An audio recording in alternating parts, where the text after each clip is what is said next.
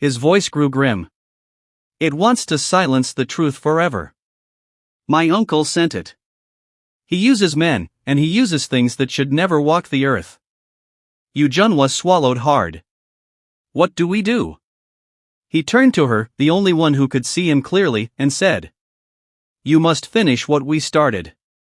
But that thing outside cannot enter when I am here, he said, his voice suddenly deepening with a strength they had never heard before. But I cannot stay long. The world of the dead is borrowing time on my behalf. He moved to the window, his form flickering. There is a car waiting outside. Chamaka, you know the shortcut through the old farmland. Use it. If you take the main road, you won't reach Enugu before dawn. Chamaka wiped her tears, nodding rapidly. What about the thing? Mama Yujunwa asked. Tobchukwu looked at the bedroom door. His expression tightened. It will return. It will follow. But it cannot hurt you as long as you keep moving. My uncle's power is strongest in the dark but weakest when he expects fear. He stepped close to Yujunwa, placing a shimmering hand on her shoulder. She felt it, cold, but comforting. You have courage beyond your years. You were chosen not because you are weak, but because you can carry truth where others cannot. Her throat closed with emotion. He turned toward Chamaka. Sister, when you reach my house, take the box. Inside it lies the key to everything. My father's original property documents, my own bank account details, and the proof of what Chief Okafor did, everything he stole, everything he forged. Chamaka sobbed softly. I knew it. I knew you didn't die by fate. His voice cracked too, his ghostly form flickering. I died begging for help in a room filled with shadows my uncle sent. He clenched his fists. But tonight, the shadows will fear us. Suddenly the house groaned. The door cracked inward. The thing was returning. Tobchukwu straightened, his presence growing brighter, blinding even. Gio, he thundered. Now!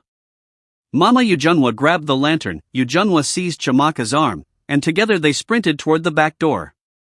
Just as they reached it, the whole house screamed. Not literally. But the walls groaned, the floorboards howled, the air vibrated like a living creature in pain. Behind them, they heard Tobchukwu's powerful shout. I am not yours anymore. A deafening crash shook the house, then the door burst open, spilling them out into the night air. They ran. Through the dark backyard. Across the narrow alley. Past the mango tree swaying violently with unseen force. Breathless. Terrified. But alive. They reached Chamaka's old Toyota Corolla parked behind the house. She jumped into the driver's seat, hands shaking violently. Start. Start. Mama Yujunwa cried. The engine coughed. Coughed again. Then roared to life. Chamaka floored the accelerator.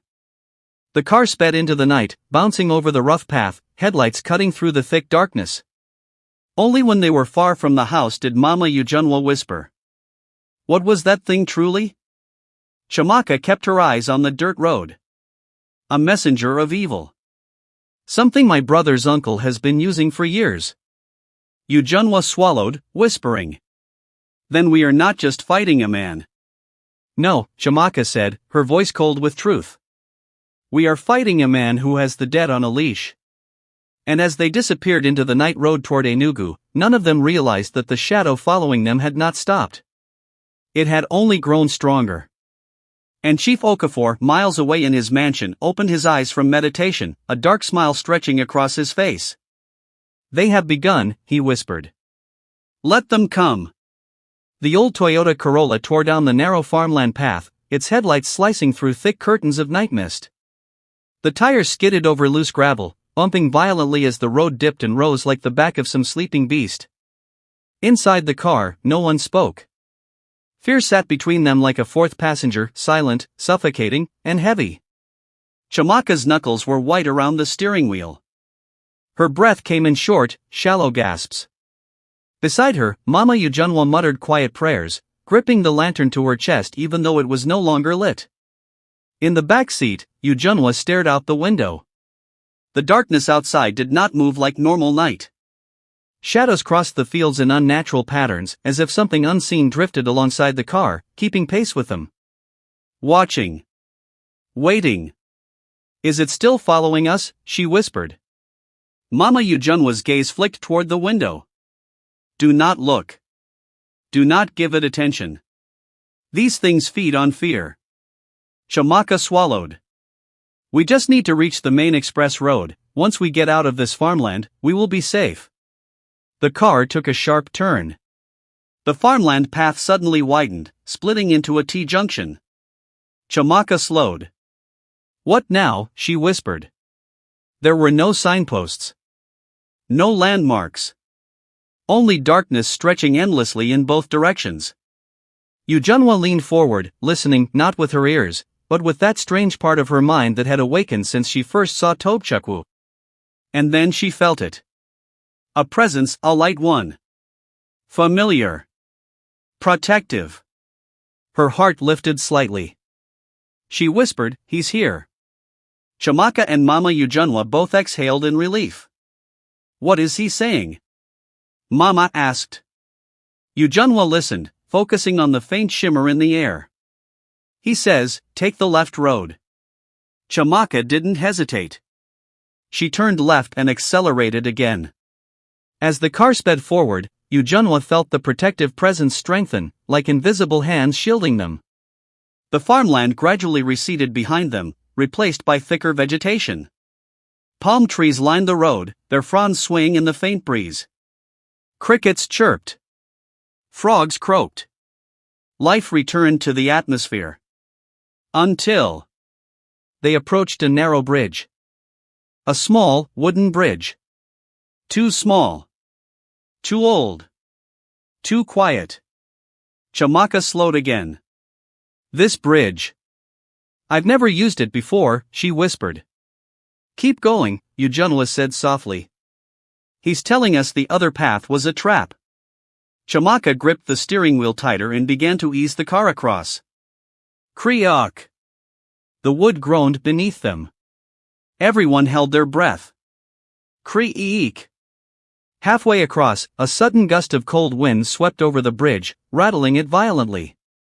The lantern flickered even though it wasn't lit. Chamaka's voice trembled. Hurry! Before she could finish, the bridge shuddered like something enormous had stomped beneath it. The car jerked sideways. Jesus! Mama screamed. Chamaka fought the wheel. Hold on! The bridge howled, wood snapping, ropes tearing. Then, a blinding white glow burst beneath the car. The car steadied instantly, the violent shaking stopping as if a giant hand caught the vehicle mid-fall. Chamaka's mouth fell open. Is that? Yujunwa nodded. He's holding us. Slowly, so carefully it felt unreal, the invisible force pushed the car forward until the wheels touched solid ground again. The glow faded. Just as it disappeared, a roar erupted from beneath the bridge. Not human. Not animal. Something ancient. Something starved. Chamaka accelerated so quickly the tires screamed. The moment they left the bridge behind, the roar cut off, swallowed by the night. No one spoke again. Minutes passed. Then the trees thinned. And suddenly, the bright lights of Enugu spilled across the horizon like a sea of stars. Mama Yujunwa exhaled shakily. We made it. Chamaka's grip loosened on the wheel. Thank God. But Yujunwa, she did not relax. Something was wrong. The closer they got to the Iwani estate, the heavier the air became. Like walking into a room where someone was whispering curses from the walls. The streetlights flickered. The wind changed direction abruptly. A strange stillness crept over the night. We're entering his territory, Yujunwa whispered. Chief Okafor. He has a hold on this place. Chamaka nodded grimly. My brother told me before he died, the man buried something behind his house. Something not meant for the living. Something that gives him power. A charm? Mama Yujunwa asked. No, Chamaka said. Something worse. They turned into the estate. Tall, wealthy houses rose on both sides, mansions surrounded by high fences and iron gates. And then they saw it. The White Mansion. Huge. Opulent. Gleaming even in the night. Two massive lion statues stood at the entrance. Exactly as Tobchukwu had described. Chamaka's breath caught. That's it. That's my uncle's house. Mama Yujunwa's skin prickled. This place is cursed. Yujunwa did not speak. She was staring at the mansion, no, above it. For perched atop the roof was a shadow. Tall. Wide. Motionless. Watching them. Drive, Yujunwa whispered. Don't stop. Chamaka obeyed instantly. The car rolled past the mansion, its headlights sweeping across the white walls. For a moment, the shadow on the roof shifted, its form trembling like black smoke caught in slow motion. And then it vanished. Chamaka pressed the accelerator harder. They reached the street opposite, the one with the cramped duplexes. Tobchukwa's old home. The small brown duplex with the black gate. A broken balcony rail just as he said. Unassuming. Humble. Overlooked. But tonight it felt alive. As if it had been waiting. All these years. For this moment. They parked a few meters away. No one moved. No one spoke. The night air grew colder. Chamaka whispered, he died inside that house. Yujunwa breathed deeply, steadying herself. Then we must go in. Chamaka trembled. Won't the thing follow us? Yujunwa shook her head. He is here. The real him. He won't let anything hurt us inside his home. Mama Yujunwa gently took her daughter's hand. Let us finish what we started. They stepped out of the car. The silence was heavy, but not malicious. Rather, ceremonial. As though the ground itself knew something sacred was about to be uncovered. Chamaka led them to the black iron gate, which squealed faintly as she pushed it open. The compound smelled of dust, old rain, and memories. Inside the duplex, the air was stale. Still. Almost expectant. They entered the living room. Dust-covered furniture. Cobwebs. A faint smell of old papers. Chamaka held her breath, blinking back tears. This was his house. Yujunwa touched her arm gently. Where is the bedroom? Chamaka pointed down a short corridor. The bedroom was small. Neat. A bed covered in a thin layer of dust. A cracked wardrobe standing against the windowless wall. And then Yujunwa felt it. A pulse. A cold hand brushing against her shoulder. She whispered, he's here. Mama Yujunwa whispered a quick prayer. Chamaka stepped to the wardrobe. Her hands shook as she tugged it forward. It screeched across the floor, slow, stubborn, heavy. Behind it. A crack in the wall. Barely visible. Exactly as Tobchukwu had described. Yujunwa knelt and ran a hand across it. Her fingers brushed something metallic. Her heart leaped.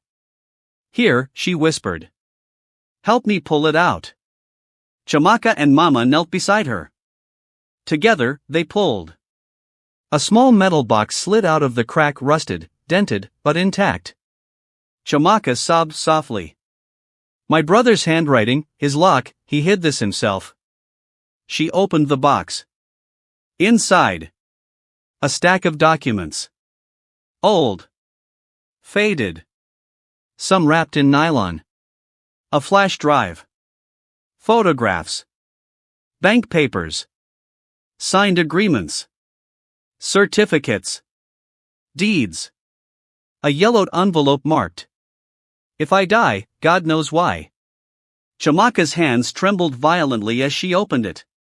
Inside were pictures. Pictures of her brother injured, beaten, bruised. And in some, he wasn't alone. Chief Okafor stood beside him in several shots. Smiling. Holding a knife in one. Holding a bloodied cloth in another. Mama Ujunwa gasped. "Oh Lord!" Chamaka's knees gave way. She collapsed on the floor, hands covering her mouth as silent, agonized sobs shook her body. "That wicked man," she whispered.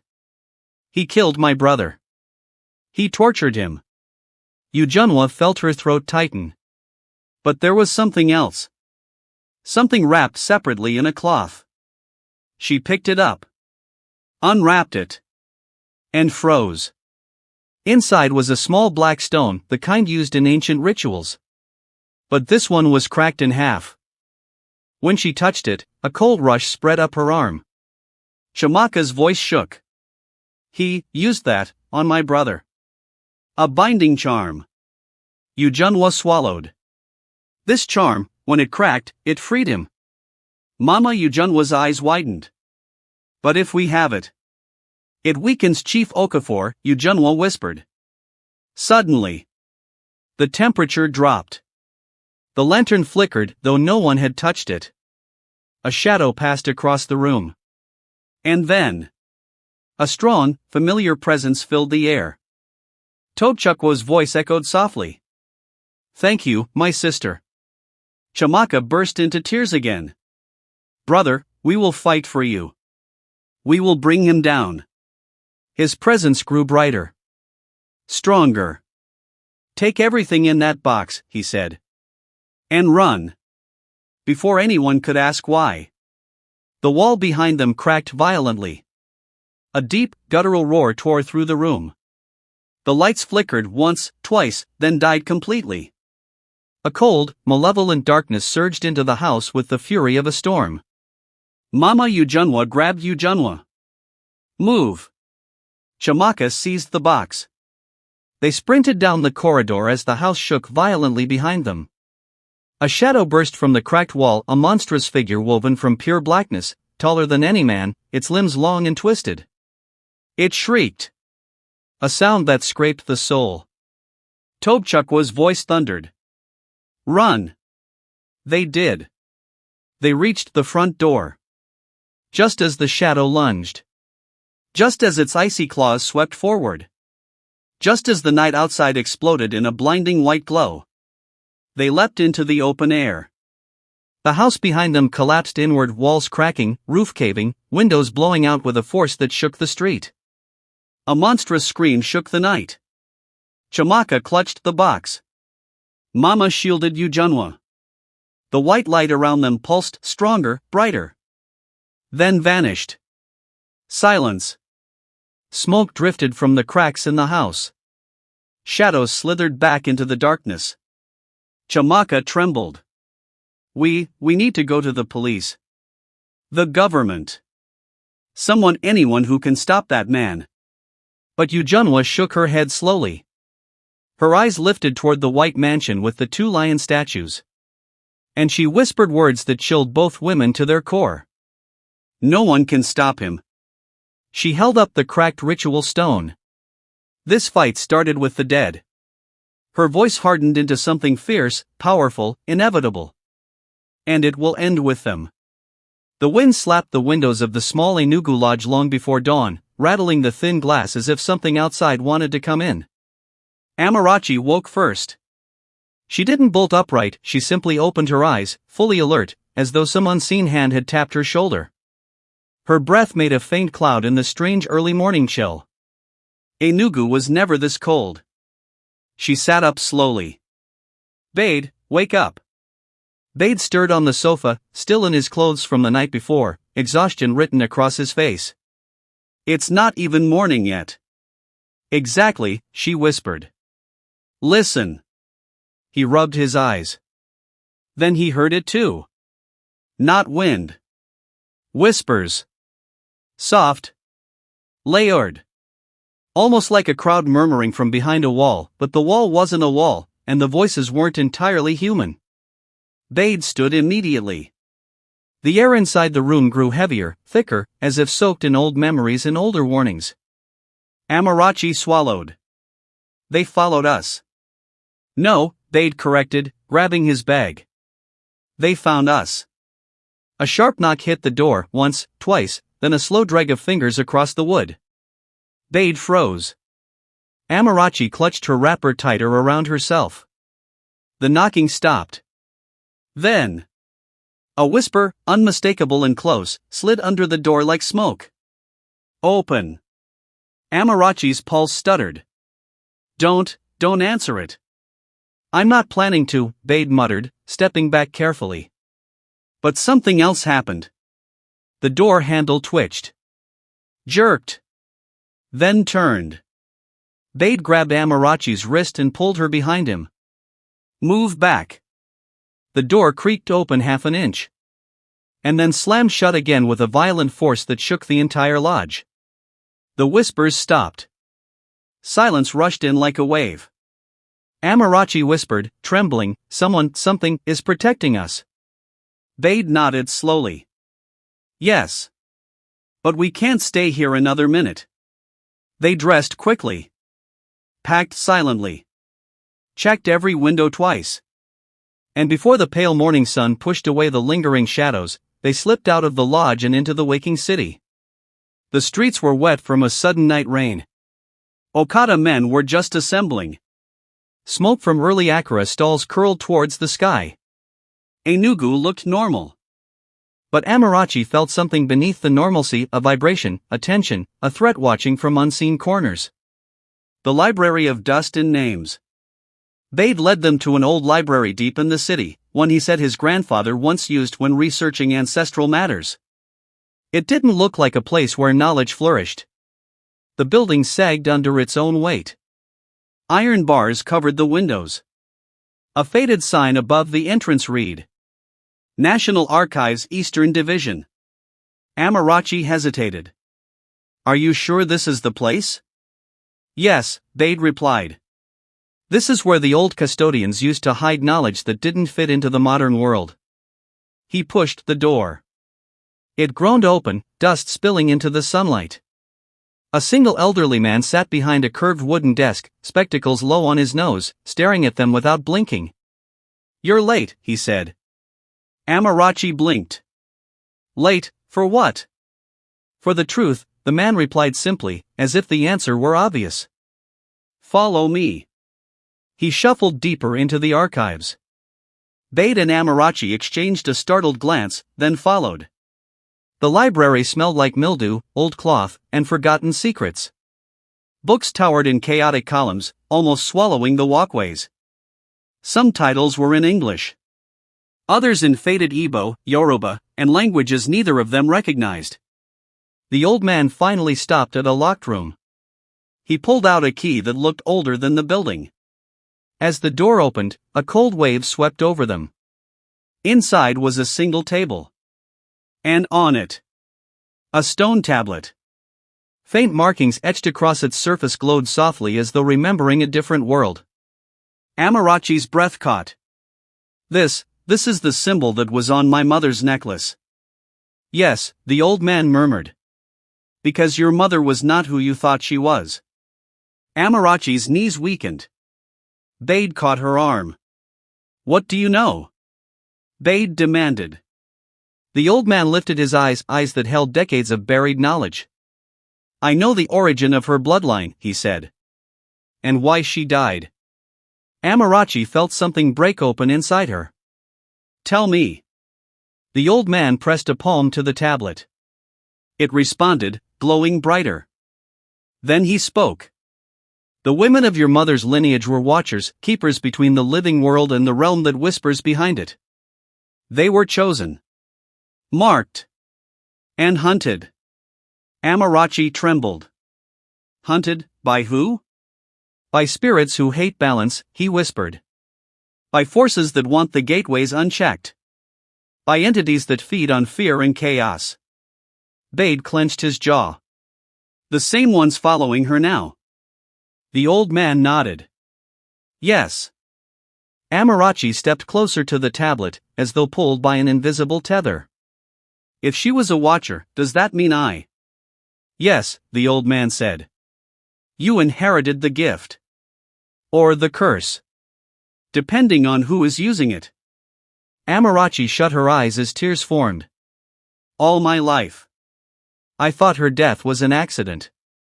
No death like hers is ever an accident, the man replied quietly. They'd asked, so what must we do now? The man looked at them as if the question itself were dangerous. You must decide what kind of watcher Amarachi will become, he said. One who runs, or one who stands. The choice that burns. They left the library quietly. The weight of destiny followed them like a second shadow. Amarachi could barely breathe. Everything she thought she knew about her mother, everything, had shifted. The grief she spent years burying clawed its way back to the surface. For the first time in a long time, she cried openly. They'd let her cry. When she was finally silent, he placed a hand on her shoulder. You don't have to do any of this alone. Amarachi wiped her tears. But I have to do it. Don't I? Yes, they'd admitted. Because running won't save you. And it won't save anyone else who carries this gift. She inhaled shakily. So, what do we do now? We train, he said simply. We learn. We prepare. And we stop whatever is coming. She faced him fully then. Why are you helping me? You barely knew me before all this. They'd held her gaze without flinching. Because fate doesn't care about how long we've known each other. Only about whether we choose to step into the fire or stay outside pretending the flames aren't real. Her heart thudded once, hard. The city around them buzzed with life. But Amarachi felt the world changing beneath her feet. Something was awakening. Something was coming. And she was done running. The night of shadows. That night, they stayed in another hotel, far from the lodge, far from any place the whispers might track easily. But darkness has its own sense of direction. Near midnight, Amarachi shot upright again. Not from fear. From certainty. Something was watching from outside. She stood, moved to the window, and parted the curtain only slightly. Her breath froze in her chest. Across the street, on the rooftop of a half-finished building, stood a figure. Tall. Motionless. Shimmering faintly like heat waves rising from desert sand. The moment Amarachi's eyes met the figure, its head tilted. Not like a human. Like a creature learning a new motion. Bade joined her silently. When he saw it, his face hardened. They found us again. No, Amarachi whispered. It found me. The figure lifted one long arm. Pointed directly at her. The wind outside screamed. The lights in the hotel flickered violently. And Amarachi felt something ancient stirring inside her, as if responding to a call only she could hear. Her palms tingled. Her heartbeat synced with a rhythm she didn't understand. Bade noticed. Amara, what's happening to you? I don't know, she breathed, shaking. But something inside me is waking up. The figure across the street suddenly vanished, like a candle being pinched out. But Amarachi knew it hadn't left. It had simply moved closer. Much closer. A shadow flickered behind them. Amarachi spun around. Bade stepped in front of her. And the room plunged into darkness. The darkness wasn't ordinary. It wasn't the simple absence of light. It was a living thing. A pulse. A breath. A presence. Bade's hand shot out, gripping Amarachi's wrist tightly. Stay behind me. Amarachi could barely see him, but she felt the tremor in his fingers. The air thickened, heavy like smoke without a smell. Something moved within the shadows, slow and deliberate, as though savoring their fear. A faint whisper brushed Amarachi's ear. Not outside. Not from afar. But right beside her. Watch her. Her blood ran cold. Bade reacted instantly, he pushed her back toward the bed. Move! A shape lunged out of the darkness, blindingly fast and tall enough to scrape the ceiling. Bade swung the only thing he could reach, a metal lamp. It passed straight through the creature, like swinging at a shadow. But the impact dragged the creature back for a moment, its form rippling like smoke disrupted by a gust. Amarachi scrambled upright, her hands shaking violently. She couldn't see its face, but she felt it staring at her. Studying her. Claiming her. Its voice returned, multiple tones layered over each other, some human, some not. Your mother hid you well. Amarachi's throat tightened painfully. What do you know about my mother? A sound like a soft laugh spread across the room. Not from one direction. From everywhere. Everything. The lights flickered once. Twice. And suddenly burst back on. But the creature remained. Visible now. Its form was tall, humanoid, but made of swirling blackness, like a cloth stitched from night itself. Eyes, if they were eyes, glowed faintly, like dying embers. Bade stepped in front of Amarachi again, blocking her entirely. Touch her, and I swear. The creature tilted its head in a disturbingly smooth motion. You swear what? Bade clenched his jaw, but said nothing.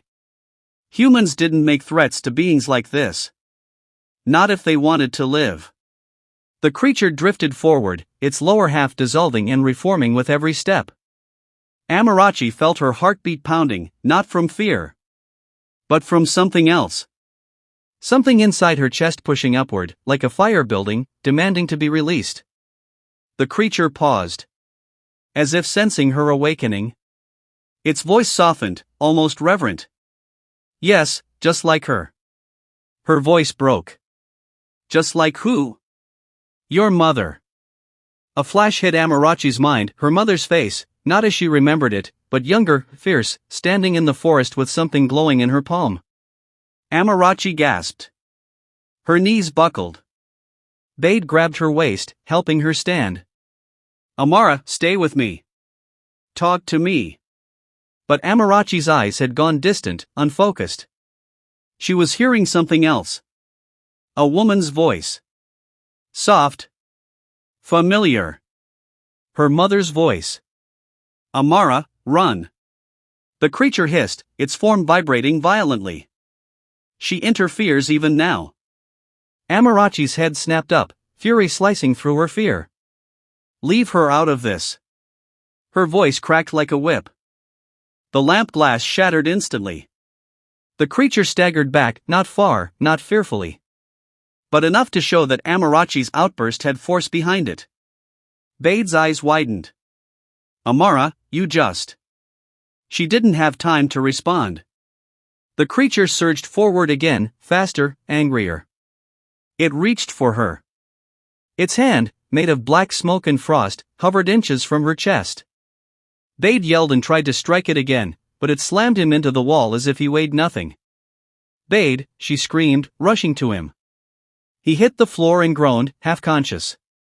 The creature turned back to her. Its voice now soft. Tempting. Ancient. Your power is awakening, Amarachi. Come with me. Learn the truth from the ones who shaped your bloodline. Her heart hammered. She didn't know whether it was lying or telling the truth. Then it extended its hand. An invitation. Not to kill her. To take her. Her legs trembled. Her breath hitched. Her mind swirled with two truths. 1. This thing wanted her alive. 2. Alive didn't mean safe. She whispered, and if I refuse? The creature leaned closer, its ember eyes burning. Then we take you anyway. Light flickered again. Amarachi felt her mother's voice echoing once more. Amara, do not let them touch you. That was enough. Fire surged up her spine, not literal flame, but energy. Heat. Power. Her palms glowed faintly, like embers waking. The creature recoiled slightly. Ah, the Watcher's spark. Amarachi didn't know what she was doing. She just lifted her hands. The room vibrated. The air buzzed. The creature lunged. She screamed. Light exploded from her palms in a violent burst. Boom! The windows shattered outward. Glass rained down like silver dust. The creature was thrown against the opposite wall, its form tearing apart like ripped fabric, shadows flailing wildly. It howled, a sound that wasn't meant for human ears. Bade crawled to her, shielding her as the air crackled with energy. The creature reformed slowly, shakily. Weaker. But still present. Still watching. Its voice dropped to a growl. It has begun. It pointed at Amarachi. The gateways will open. The watchers will rise. And you. Its form flickered violently. Almost collapsing. You will either join us, or be devoured by what comes next. Then it dissolved completely. Into black smoke. Slipping beneath the door. Vanishing into the waiting night. Silence slammed into the room like a final blow. Amarachi fell to her knees. Bade pulled her into his arms. Amara, look at me. Are you okay? Talk to me. But she wasn't listening to him. Her palms were still glowing. Her breath shaking. Her heart burning. And deep inside, beneath her fear, beneath her grief, something was awakening. A gift. A curse. A destiny older than her name. She whispered, trembling. Bade, they're coming for me. And I don't think they're the only ones. He held her tighter. Outside, somewhere in Enugu. A drum beat echoed. Low. Rumbling. Ancient. Growing louder. As if the world itself was warning them. This was only the beginning.